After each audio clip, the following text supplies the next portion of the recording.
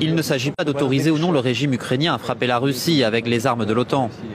Il s'agit de décider si les pays de l'OTAN sont directement impliqués dans un conflit militaire ou non. Si cette décision est prise, cela ne signifiera rien d'autre que la participation directe des pays de l'OTAN, des États-Unis et des pays européens à la guerre en Ukraine. Il s'agit de leur participation directe, ce qui, bien entendu, modifie considérablement l'essence même, la nature même du conflit. Cela signifierait que les pays de l'OTAN sont en guerre contre la Russie. Et si cela se produit, alors en gardant à l'esprit le changement dans l'essence même de ce conflit, nous prendrons les décisions appropriées.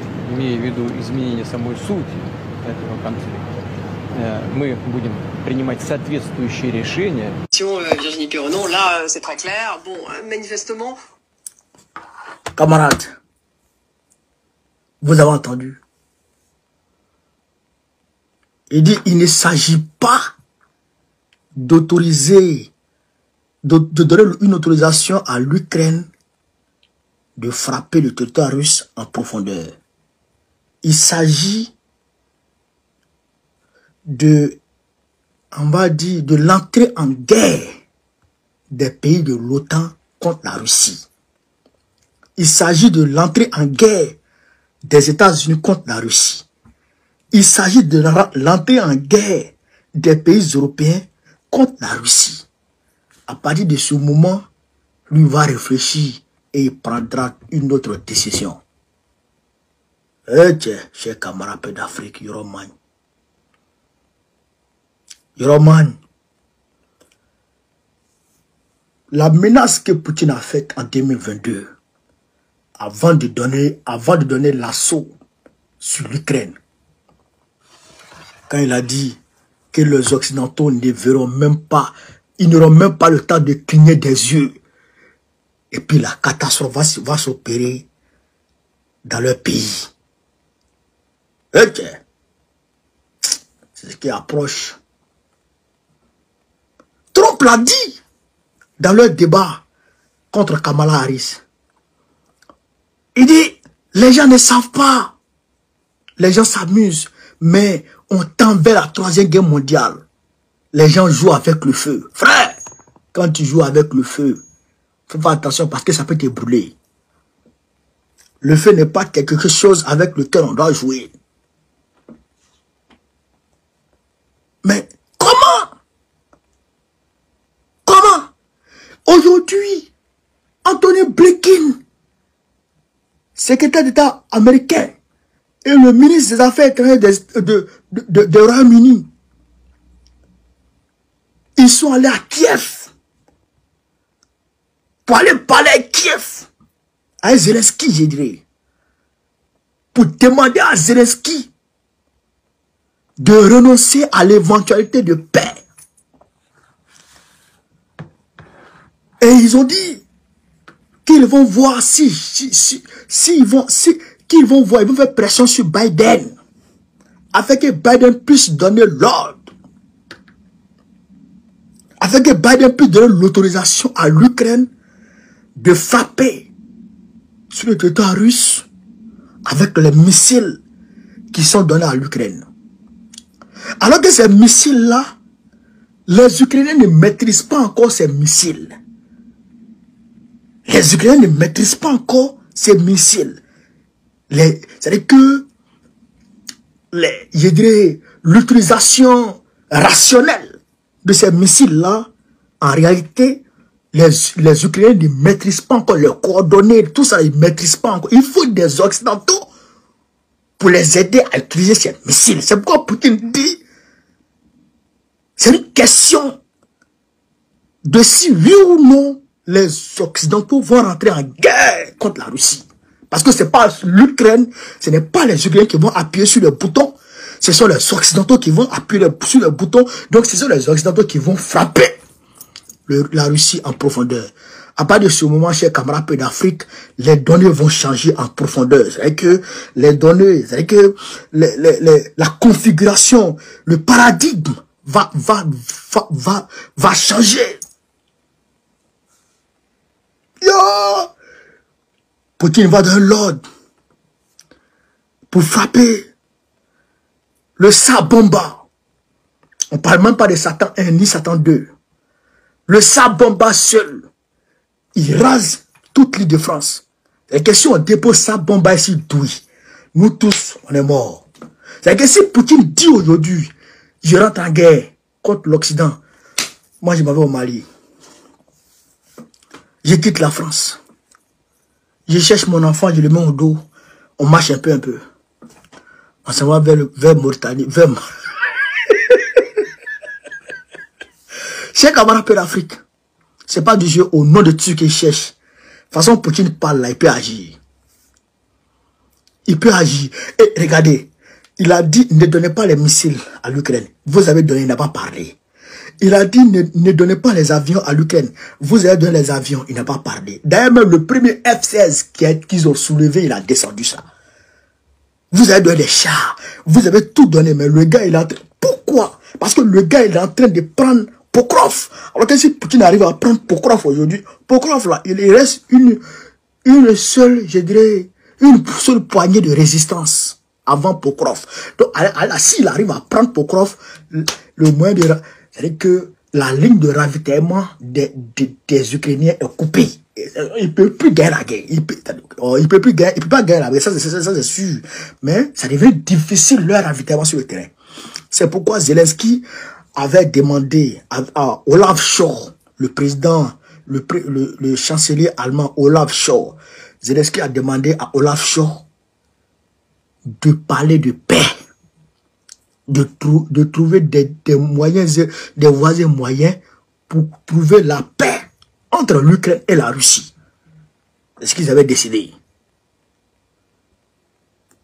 Le chancelier allemand l'a dit hier qu'il faut la paix entre l'Ukraine et la Russie. Il dit on donne des équipements de guerre qui nous coûtent très cher à des gens qui ont déjà perdu la guerre, qui ne peuvent pas gagner cette guerre. C'est-à-dire que vous êtes en train de jeter l'argent par la fenêtre. Vous ne pouvez pas gagner la guerre. Et vous êtes en train de vous engager de façon maladive, de façon obstinée dans les livraisons, je dirais, dans les livraisons gratuites hein, à quelqu'un. Bon, pour rien. Vous livrez les armes, vous livrez les munitions gratuitement. Alors que le gars ne peut pas gagner la guerre. Bon, à quoi bon de continuer? Il faut négocier. Mais en réalité, ce qu'eux ils recherchent, ce qu'ils recherchent, et ce que Trump a dit, c'est ça qui est la vérité. Trump dit que le front ukrainien, là, c'est un business. Trump l'a dit dans leur débat. C'est pourquoi moi, j'aime suivre leur débat. Trump dit que c'est un business. Trump dit que c'est un business. Les Occidentaux se font beaucoup d'argent là-bas. Quand je dis les Occidentaux, je ne parle pas des peuples occidentaux. Je parle des dirigeants occidentaux. Trump dit que la femme du maire de Moscou a donné 3,5 millions à Biden, à la famille Biden. C'est Trump qui a dit ça. Et ça n'a pas été démenti. Hein? Jusqu'à présent, ça n'a pas été démenti. Il y a beaucoup de propos de Trump qui ont été démentis, notamment là où il a dit que les immigrés mangent les chiens, les chats et tout. Ça a été démenti. Mais la question, cette allégation n'a pas été démentie. Cette information n'a pas été démentie. Il dit que Kamala Harris est partie là-bas 5 fois. Elle l'a reconnu. Elle est partie en Ukraine pour aller négocier 5 fois. C'est un business. Ils vendent les armes. Ils vendent les armes. Ils prennent l'argent des Occidentaux. Ils donnent aux gens. Ils vendent les armes. Et puis l'argent... Vous pensez que les armes qu'ils livrent à l'Ukraine, là, qui fabriquent, ce n'est pas l'État américain qui fabrique. Hein? L'argent ne rentre pas dans la caisse de l'État américain. Hein? Non, c'est des entreprises privées, des industries d'armement, les amis de Joe Biden, ceux qui financent la campagne de Kamala Harris aujourd'hui.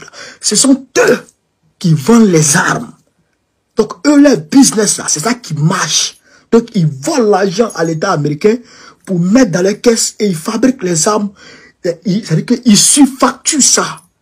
Et ils prêtent ça à l'Ukraine comme crédit. Ça devient une dette de l'État américain envers l'Ukraine. Alors qu'eux, ils ont déjà empoché le jeton. Bon, Zelensky lui-même, il a son quota dedans. Mais dans ce mouvement de margouille là, le peuple ukrainien est en train de mourir. On dit 7 Ukrainiens pour 1 Russe.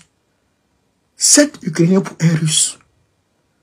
Alors que les Russes sont beaucoup par rapport aux Ukrainiens. Bon, qui va perdre la guerre? Qui va gagner la guerre? Chers camarades, l'heure est grave. L'heure est très très grave. Moi je vous le dis en toute sincérité, l'heure est grave.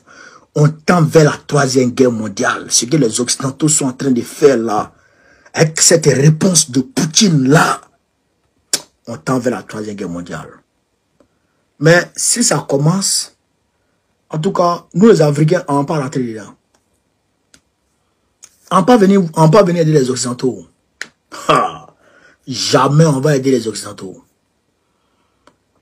Pendant la 1re guerre mondiale, ils nous ont ramassés pour venir faire la guerre. Pendant la 2e guerre mondiale, ils nous ont ramassés pour venir faire la guerre. La 3e là, vous allez vous dire. Vous allez vous tuer. Nous, on ne va pas parler dedans. Même un mot, on n'a pas dit. Vous allez vous dire. Comment? Mais vous dites que vous voulez chasser la Russie de l'Ukraine. Là encore, ça va. Mais vous voulez aller maintenant chasser la Russie en Russie. Ou bien vous voulez attraper Poutine. Hein? Ils vont frapper les terrains d'aviation. Les terrains d'aviation, ils vont frapper les infrastructures de la Russie. Mais si vous frappez, Poutine va vous frapper. Il va vous frapper. La centrale de Zaporijia, qui contrôle aujourd'hui? C'est la Russie qui contrôle.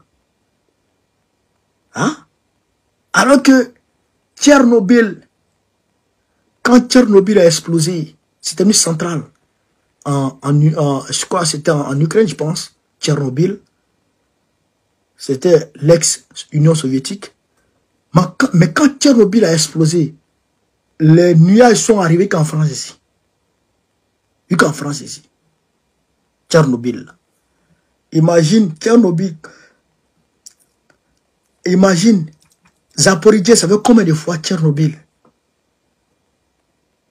Si ça fait beau, c'est centrale nucléaire, si ça fait beau, chers camarades pays d'Afrique, nous tous, on va voir la peau ici cassée.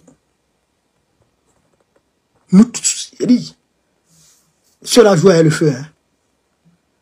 Ils jouent avec le feu. Ils jouent avec le feu. Mais ils ne savent pas que ça peut être très mal fini. Le feu là, ça brûle. Hein. Le feu brûle. Chers camarades, le feu brûle. Donc, voilà un peu ce qu'il voulait dire ce soir. Alors que le chancelier allemand et puis Zelensky lui-même avait trouvé une solution. Il y a un sommet sur la paix qui allait être organisé en Ukraine. Incessamment. Et la Russie allait prendre part à ce sommet. Et ils allaient se parler franchement. Sous la coupole du président, du chancelier allemand. Et ils allaient discuter pour trouver une solution idoine. Pour éviter la guerre, pour mettre fin à la guerre. C'est dans cette foulée-là que les deux belliqueux, les deux démons, Anthony Blinken, qui cirait de chaussures de Satan, et puis le ministre des Affaires étrangères de l'Angleterre, coiffeur de Satan, se sont ramassés pour aller en Ukraine, pour aller intimider Zelensky, pour aller l'empêcher de parler de paix dans son pays. Comme lui aussi, c'est un guignol. C'est une marionnette. Lui aussi, il a accepté de continuer la guerre. qu'est-ce qu'on peut faire? Mais si vous vous tuez, en tout cas, tuez-vous, nous on n'est pas dedans. On n'est pas dedans. Enlevez non dans votre affaire. Enlevez non dans votre affaire.